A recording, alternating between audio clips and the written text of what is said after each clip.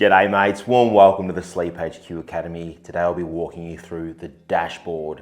It's probably the most important page on SleepHQ. It's the daily view where you can deep dive into your therapy and see exactly what's going on, how you're breathing, if you're having any mask leaks, what your pressure's doing.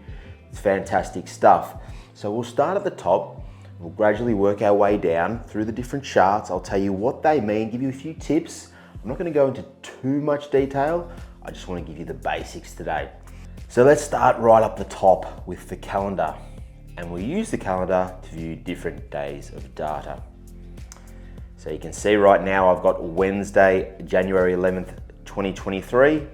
If I go to the left here, the little two left arrows and click that, it will take me right back to the first day of data. You can see there, Friday, November 13th, 2020.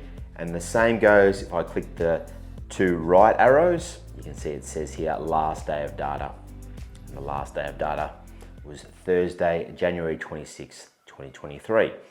I can also use the single left arrow and single right arrow to just go back one day or forward one day. January 25th, 2023.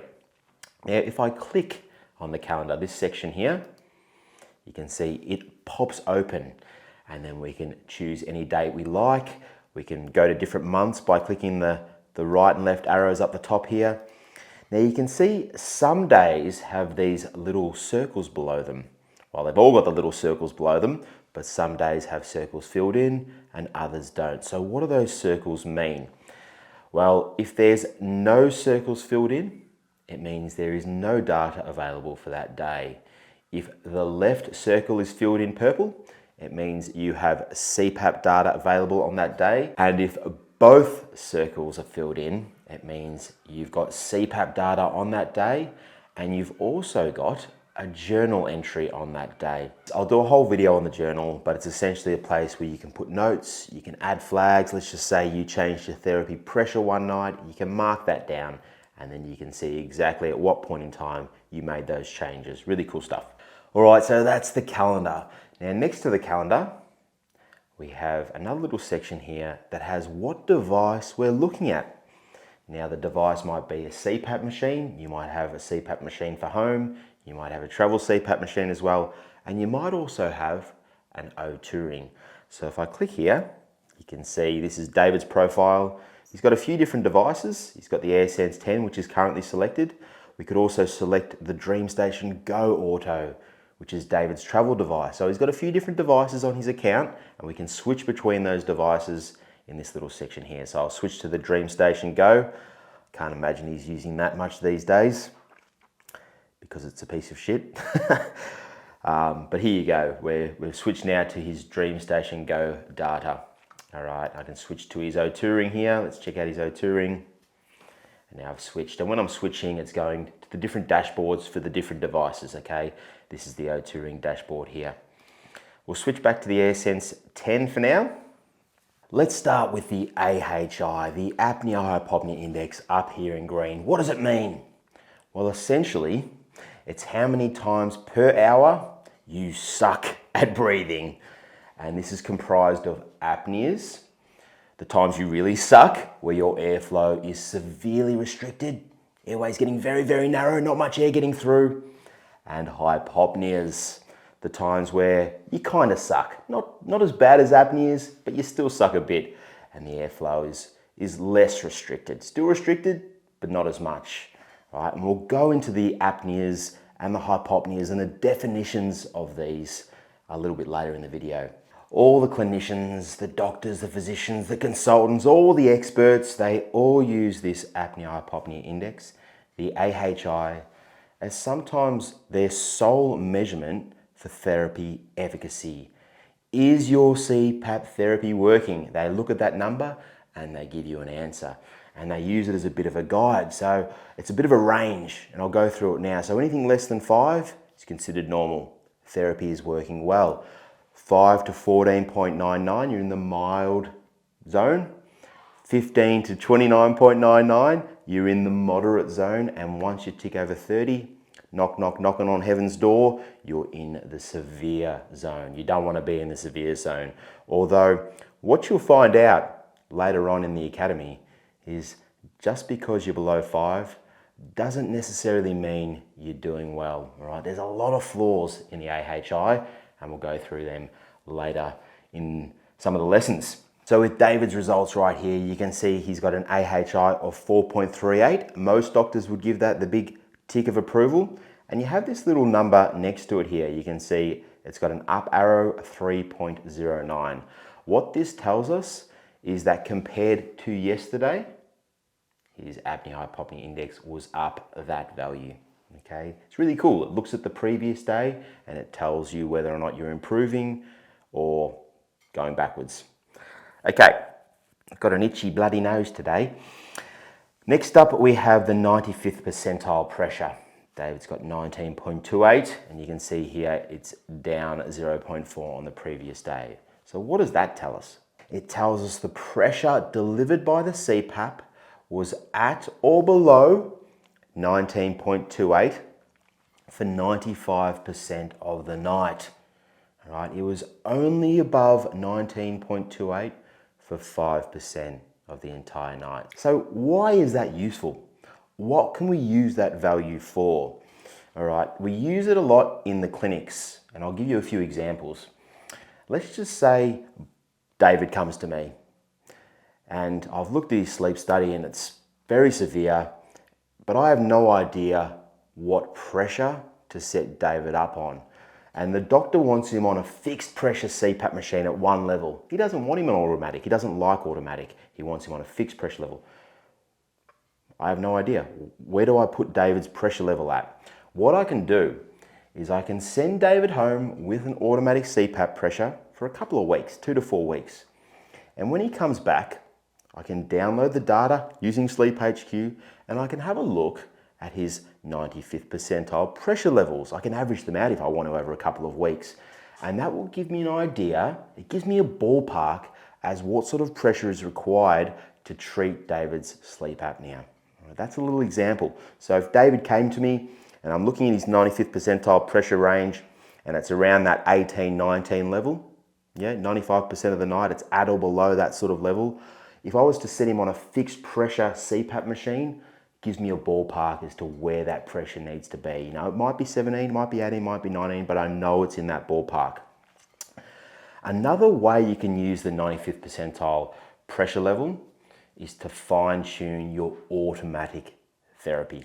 Let's say I'm using an automatic CPAP machine, just like David here. And throughout the night, that pressure delivery is changing over time, and sometimes it's shooting up really high, up at 18, 19, just like David. But when it does this, it's causing me a lot of problems. It's waking me up, I'm getting a lot of mask leaks, I'm getting some CPAP side effects, air in my tummy, I'm getting dry mouth. It's causing therapy to be a nightmare.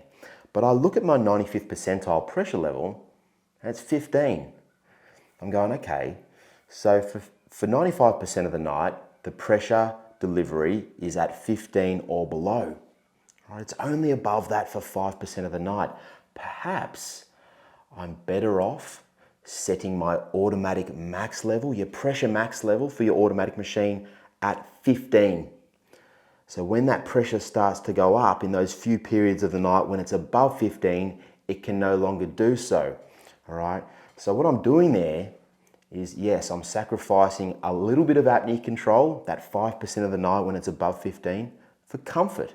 But I'm not waking up during the night. The therapy is much more enjoyable. And if I'm still getting good results, then it can be a really useful value. Next up, in yellow, we have the 95th percentile leak rates. And you can probably already guess what these are. And you can see David's got 0.0, down 0.0 on the previous day. Perfect leak rates right there. So what are leak rates? Well, your CPAP machine, it's trying to deliver a certain amount of pressure to force air into your lungs. Yeah, it's trying to force that air down into your lungs to help you to breathe. How much air unintentionally escapes from that closed circuit, whether it be through the side of your mask or out through your mouth, is your leak rates. Okay, now because David's doing so well, I'll go to another profile just to make it a bit more obvious so we can have a look. So let's go to Jay's profile, and Jay's actually doing really well now as well, but this is back May 24th, 2022. If we fast forward, let's just quickly fast forward and see how he's doing now. So this was halfway through last year. If we go now to the end, Saturday, January 28th, 2023, 0.0, down 0.0. So see right there, guys, that is the power of SleepHQ. Halfway through last year, Jay, terrible leak rates. Now look at him, perfect leak rates. No air escaping from that mask, no air escaping through his mouth. We might just have let's just go back there again. So I'll use the calendar here. Jay's leak rates were at 43.2 or below. It was only above 43.2 for 5% of the night. Now, I know what you're all thinking right now. Nick, what level of leak rates are acceptable? What's good? What's bad? What's considered large leak? I mean, that's what everyone wants to know. It's not as black and white as it seems because different manufacturers have different levels of what they consider large leak, and they also have different ways of calculating things as well. With ResMed, so most of you guys will be using ResMed machines, anything above 24 liters per minute of unintentional leak is considered large leak. And the problem with large leak is once you sort of get above what the manufacturers consider acceptable, they can no longer determine the apneas and hypopneas and all the respiratory events with statistical accuracy. They struggle to start flagging the different events, and it also makes the automatic algorithm adjustments, those automatic adjustments with the therapy, more difficult. Basically, the CPAP machine is having a really hard time figuring out what to do, what's what. Is that an apnea? Is that a hypopnea? Should I increase the pressure? Should I decrease the pressure? When that mask starts leaking and it goes above those levels, it struggles. Now with Fisher and Paykel, testing my memory here, I think it's above 60 liters per minute. And with Philips, they do things even different again. They have different levels of acceptability for different masks. All right, so like I said, it gets a bit confusing and it can be anywhere from I think 50 to 90. We'll do a whole video on leak in the Academy. Just a whole lesson just on leak, and we'll go through it in fine detail. Next up in pink, we have the daily usage. How many hours was the machine running for in a 24-hour period from noon one day to noon the next? Yeah, so you can have different sessions. You might sleep a little 3-hour block and then have another 5-hour block later, and that adds up to 8 hours in that 24-hour period. All right, we're moving down a level. Next, we have the AHI Donut, the wagon wheel. I love a good wagon wheel too. I'm not sure if you guys get wagon wheels over in the US, but it's a little marshmallow biscuit with jam. Great stuff. All right, so now in the middle of the wheel, we have the number, the 27.71, and you can see that's the same number as the apnea-hypopnea index, how many times an hour you suck at breathing. And then around the outside, we have these different colored bars. And these are all the different types of respiratory events that when you add them all up, give us that number. So the apnea-hypopnea index, the wagon wheel, the donut, breaks down that index into all its individual components.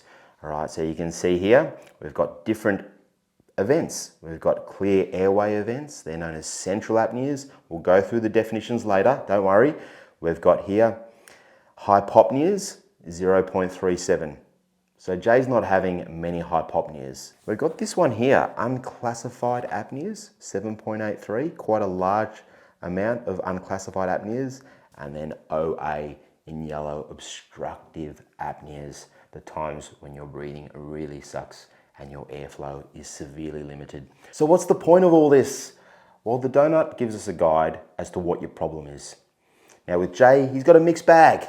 He's got a bit of everything. But for some of you, you might have just a lot of yellow. And you know, okay, there's a lot of obstructive events happening. You might have a lot of green. Might be a lot of central apnea. So it gives us an indication as to what type of apnea is your problem, how much of it is happening, and that's what we can use it for, okay? Really helpful. Quick lunch break. Next up, we have the machine settings. Now, these are all the settings that come directly off your CPAP machine. We've got the mode, what mask you're using, your auto max, your auto min, whether you've got pressure relief, all the different settings, your comfort settings, your humidification settings, everything directly from your CPAP machine. You can see it right here on the dashboard. And down below here, you can see there's a little link that says more. If we click more, pops up and we can see the whole list of settings there. All right. I'm not going to go through all the different settings and what each one means today, guys. This is just an introduction to the dashboard. I've done a bunch of YouTube videos on the different machine settings. If you want to look up AirSense 11 guide, I'm sure you'll see my ugly mug on YouTube, and I'll run you through on all the different settings and what they all mean. If you're interested, just drop a comment down below and I'll send you some links. In the next box, we have the usage statistics right over here. Let's go through them, starting with pressure. So we've got min, median, 95th percentile, and 99.5 percentile. So the min pressure delivered, the lowest pressure delivered throughout the night for Jay was 5. His median pressure was 10.2. So what's the median? So Jay, throughout the night, he's got a whole bunch of different pressures, 5, 6, 7, 8, 9, 10, 11. If we take all those pressures and line them up and then take the middle value, that's the median. So 50% of the values were above 10.2, 50% below 10.12. But his median pressure was 10.12. The 95th percentile pressure, you guys already know that. We've got the same value up here, 13.4. 95% of the night, the CPAP delivered pressure was 13.14 or below, and then 99.5 percentile pressure, 14.18. So that is 99.5%, virtually all the night, the pressure was at or below 14.18. It was only above 14.18 for 0.5% of the night, barely anything at all. This little part right here, that little section right there. All right, now when we say pressure, your CPAP pressure has two components really. You have an inhalation pressure and an exhalation pressure. Now, I don't want this to get too confusing. Remember, this is just a beginner guide, but I need to tell you this because the next one down is EPAP. So pressure there is really what's called IPAP, inhalation positive airway pressure, but I've just put pressure there just to make it easy for the beginners. And then down from that, we have EPAP, expiratory positive airway pressure. Now, you can see here Jay's values are all the same. His IPAP, his pressure, this top one, they're the same values as the EPAP. That means the pressure delivered by the CPAP is the same when he breathes in, it's the same when he breathes out each time. And that's because you can see here in his settings, he has this value here called EPR, expiratory pressure relief. And you can see it's turned off.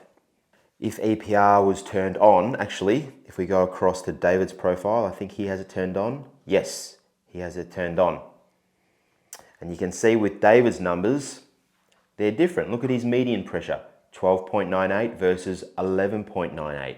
Now I can tell without even looking at his machine settings, he's got an EPR set to 1. Let's check. EPR 1.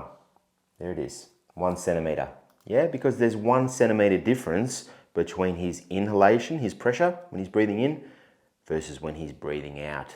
So the EPR has dropped the pressure of the CPAP machine by 1 centimeter to make it easier for him to breathe out, and that's why there's a little bit of a difference here in his pressure and his EPAP level. Let's go back to Jay.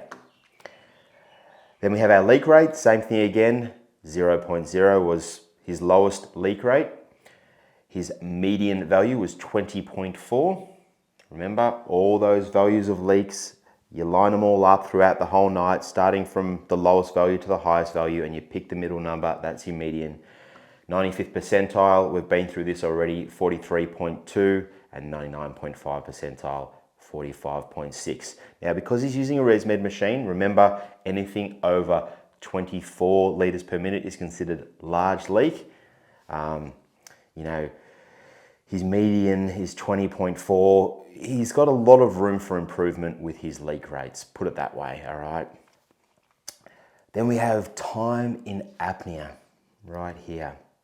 What percentage of the night, how much time did you spend having apnea? Now with Jay, it was 43 minutes and 25 seconds, which was 8.99% of the night. Nearly 9% of the night, Jay was having apnea, which is pretty crazy.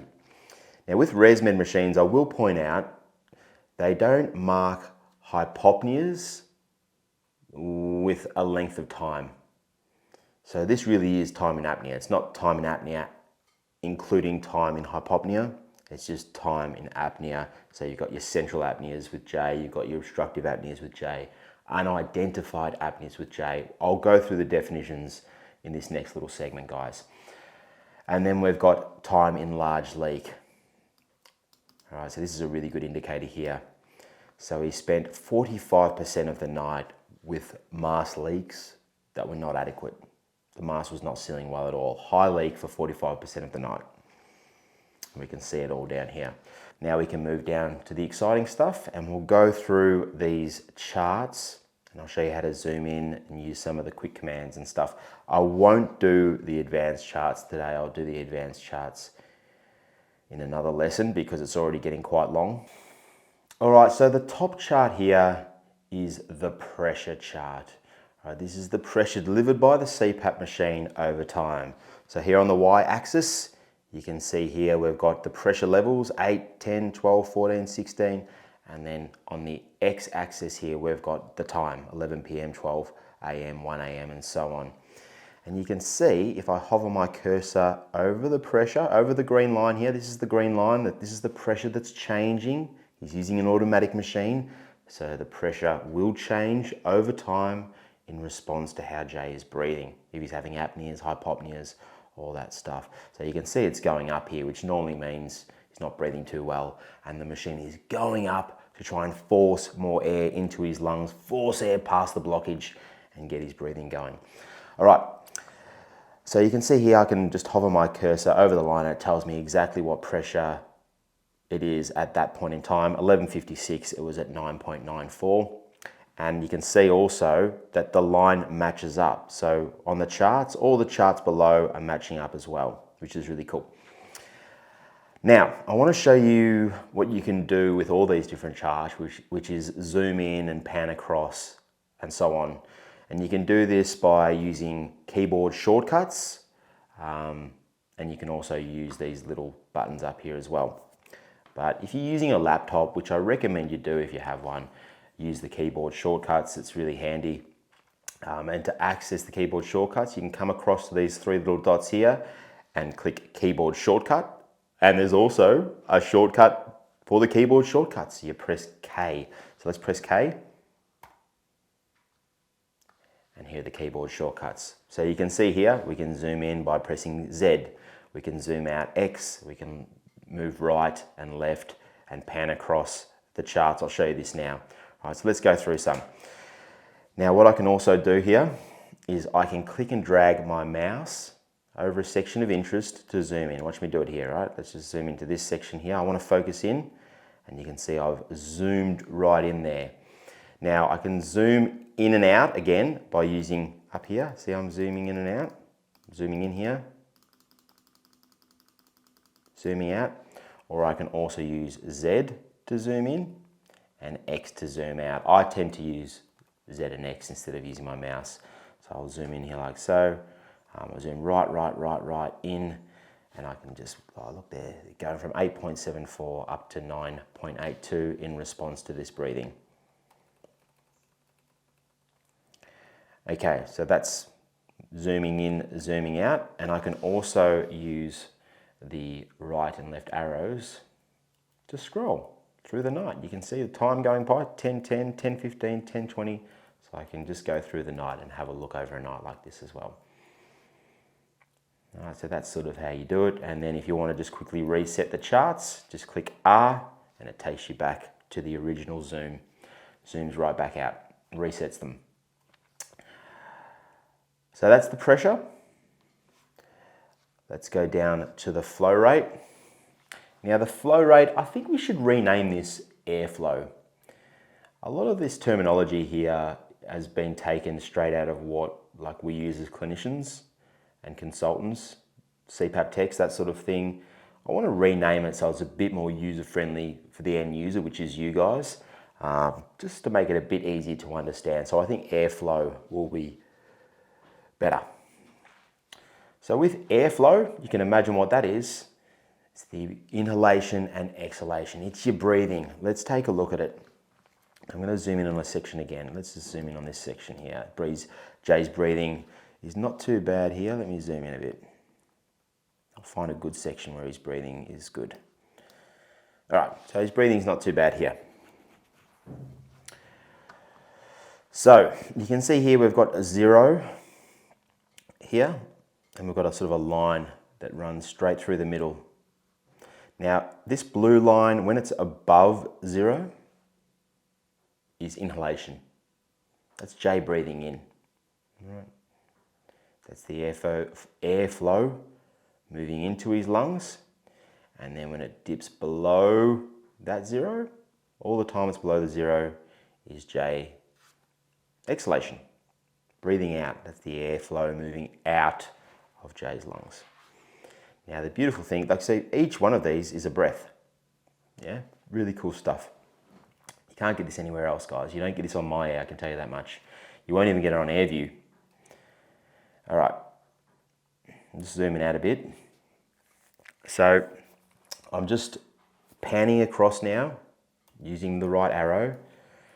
And you can see here, we start to come to all these colored bars.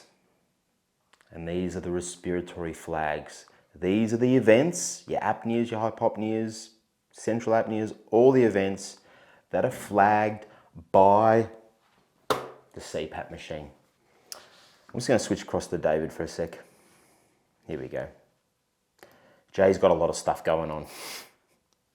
All right, so you can see here on David's flow rate, his airflow, we have some respiratory flags, events, apneas and hypopneas. So we'll start with these yellow ones. Remember up here on the donut, it's yellow, obstructive apnea. I'll just zoom in on this obstructive apnea.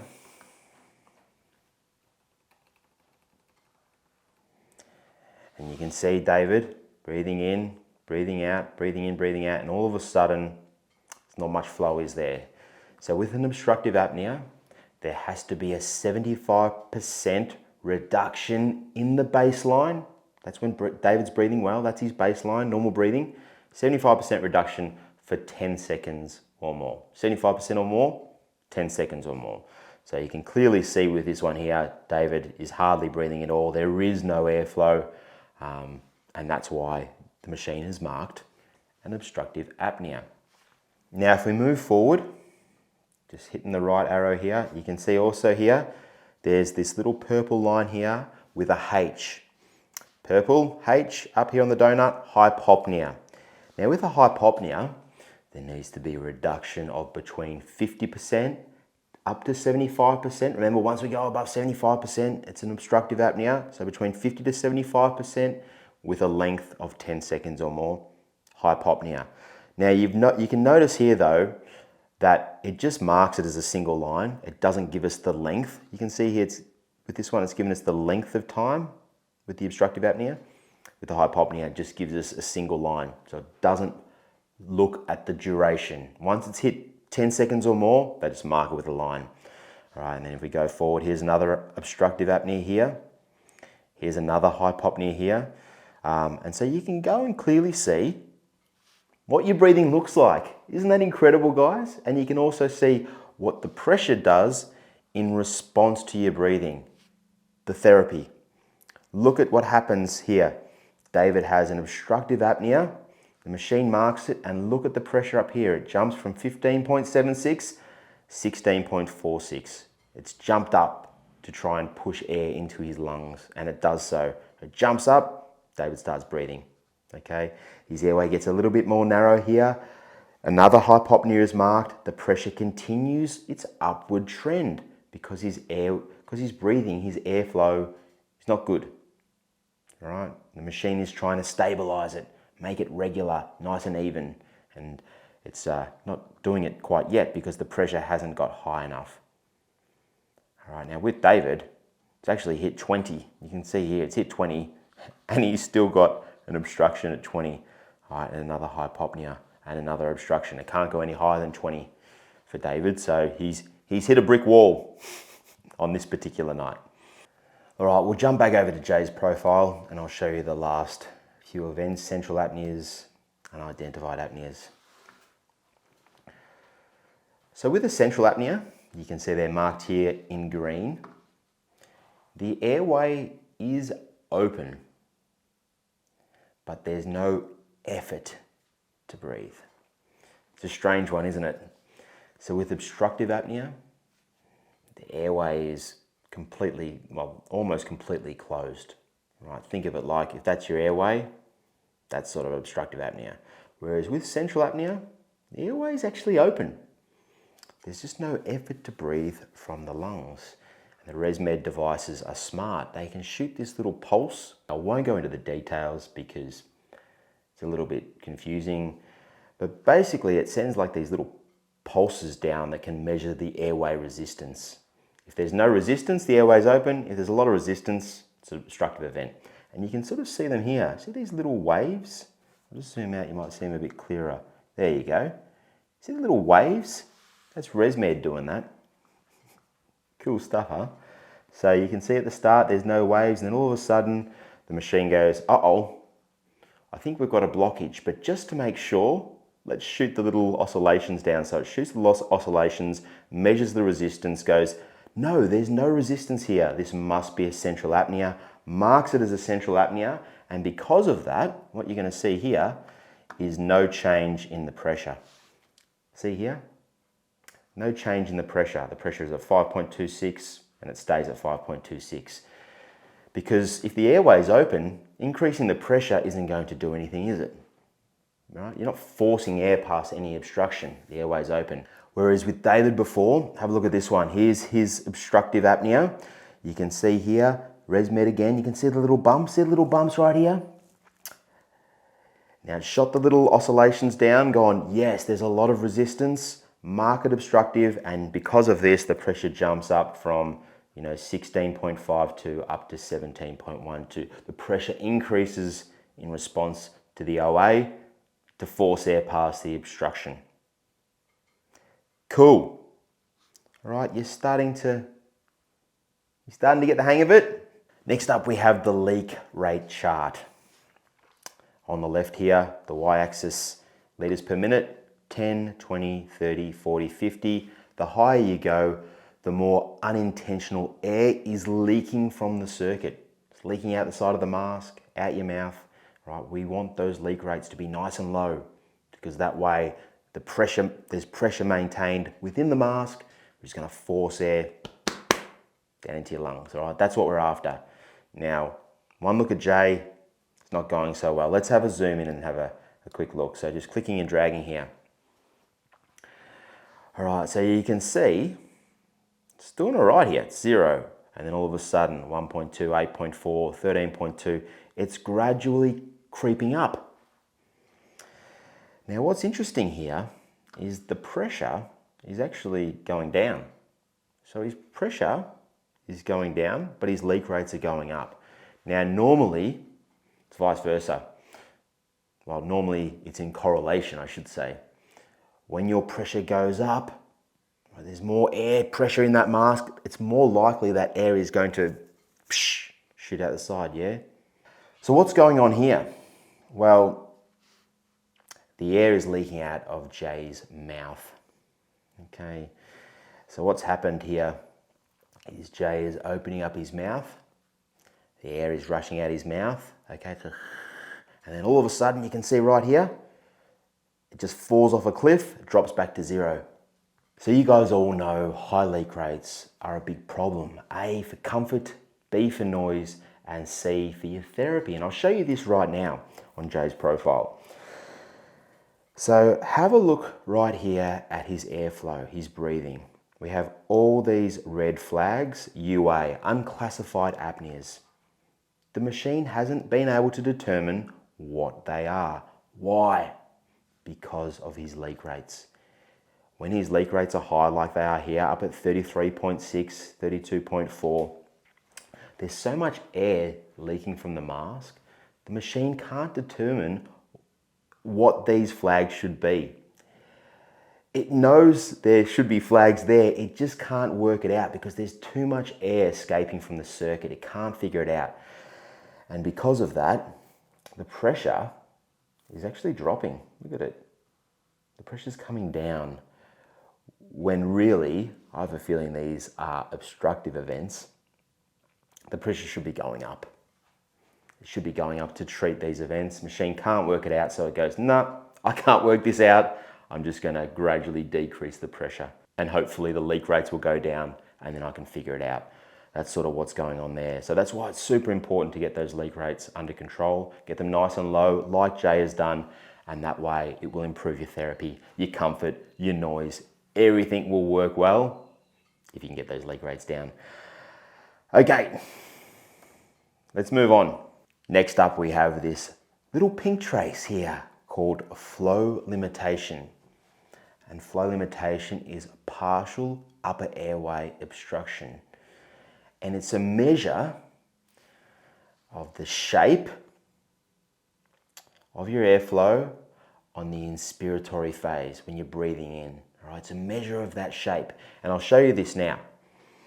So you can see here in the beginning, there is no flow limitation. Flow limitation is at 0. Now let's take a look at the inspiratory phase. I'll zoom in a bit. Okay, so have a look at the inspiratory phase. Now, remember, that's above the 0. So we've got the line at 0 on the airflow. Anything above the 0 is breathing in. So you can see here breathing in, and you can see, have a look. At the top, you've got these nice little points. See how they're like nice and pointy? They're not flat. Now, as we go forward, watch how the top, watch how the curve changes. See, there's the curve. Have a look how the curve changes. All right, as it starts to tick up here. So it's starting to tick up just here. Look at the breaths, okay? Look at the curve here, nice and pointy. Can you see how it's starting to flatten? See how it's flattening out? Getting kind of like a tooth-shaped look to it. It's starting to flatten. The top of the inspiratory phase is flattening. And as we go forward, you can see the flow limitation now. It's above 0.5 up to 0. The more flat the inspiratory phase is, that curve, you see how it's now like a flat line, the higher the flow limitation. So you can see right here when we're up at 0.98, it's virtually flat. It's like a flat line at the top, okay? Can you see the change there? Have a look at the change, all right? Just look at this change in the breathing. Look at the inspiration, the curve at the top. Look at it changing. Now, you can notice there wasn't a hypopnea flag marked here. There is one here, but there isn't one here. This is still a big problem, right? Because you can see, like, his airway is getting narrow, and then all of a sudden it gets so narrow, he takes these big, deep breaths, right?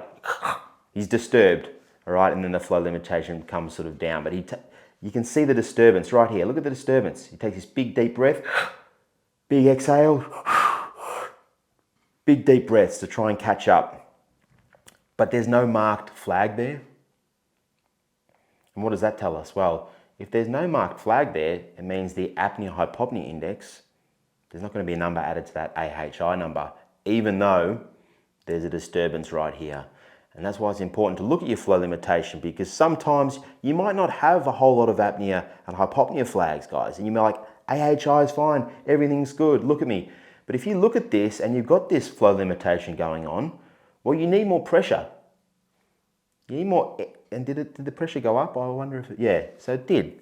So the pressure did go up. The automatic machine went up in response to the flow limitation, which is what it's designed to do. See it going up here, 16, 16.98, 17, 18. It's going up in response to this flow limitation. The automatic algorithms will increase the pressure, not just in response to apneas, hypopneas, all that stuff. They will increase the pressure with flow limitation as well. But if you're on a CPAP machine, you're like AHI is 2, but you've got a lot of this flow limitation, you need more pressure, okay? You need more air to force air into your lungs this past the restriction, the upper airway resistance, the restriction, right? The partial obstruction. Cool. Now for some of you, having a bit of flow limitation might not be a big deal. It might not be affecting your blood oxygen levels. It might not be affecting your sleep quality. But for many of you, it will be a problem. So let's have a quick look here with David. David wears an O2 ring, and because of that, we can also see his blood oxygen level and his heart rate and his movement. So in this section here, all right, you can see there's a lot of flow limitation, not many flags marked, no obstructive events, no hypopneas, just the flow limitation. But if we scroll down here, have a look at this. Flow limitation period, this is his blood oxygen levels. Now you can see leading up to the flow limitation, everything's quite fine, 96, 97, nice and stable. See the flat line here for the SpO2? All right, now as soon as you get all this flow limitation, look what it leads to. Blood oxygen levels down to 89, 89. There's the drops, you see?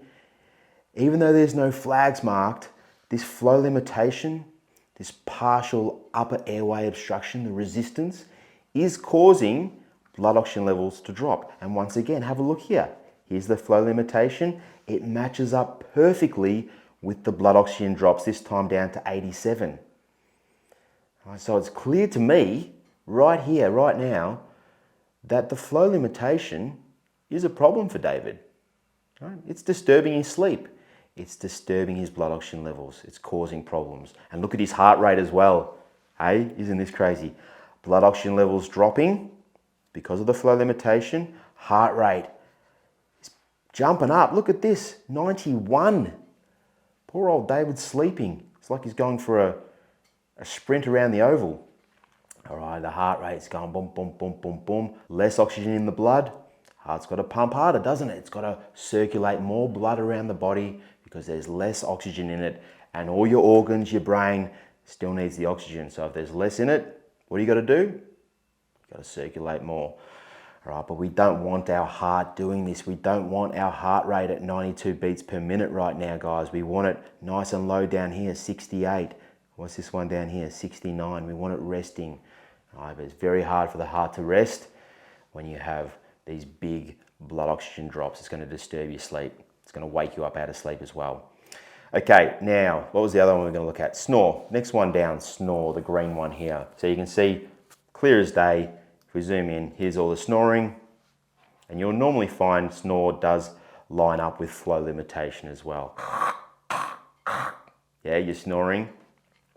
So the greater the green lines, the larger they are, the heavier the snoring, okay? So you can see here, there's a little bit of snoring here. Yeah. And then these big ones here up at 3.22. All right, a lot of snore. And the flow limitation with it as well. If you've got partial upper airway resistance, the flow limitation, you start to get that noise where the airway starts to flutter. Oh, we're nearly there, guys. It's been a long day. I hope you're enjoying the lesson. And last up, guys, we have the AHI running count chart, this one here. And it's not that useful, to be honest. I think we'll probably get rid of it. I don't really ever use it. It does give you a little bit of an idea as to where your apnea clusters are. You can see here at this point in time, we're up at 8. At this point in time, we're up at 12. So you can kind of look at that and then look up and you can see how it sort of matches up. It's like a running total though.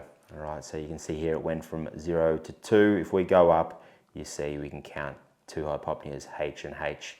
And then if an hour goes past and there's no more events, it'll drop back down to 0. It's sort of like a running total. Like I said, not that useful. Don't pay too much attention to that one. I think I'll just remove it. Now we do have these other 3 charts here. I think I'll save them for another time. If you don't use an O2 ring, one of our little SleepHQ O2 rings, you won't get these charts. They are super useful, but I think I'll save it for another video. All right, but basically you can see your blood oxygen levels, which is what it's all about, guys. All right, that is what it's all about, blood oxygen, and your goal is to get nice, stable oxygenation. You know your therapy's doing a great job of opening up your airway, forcing air into your lungs. All right, but you can also see here your movement and a few other things as well.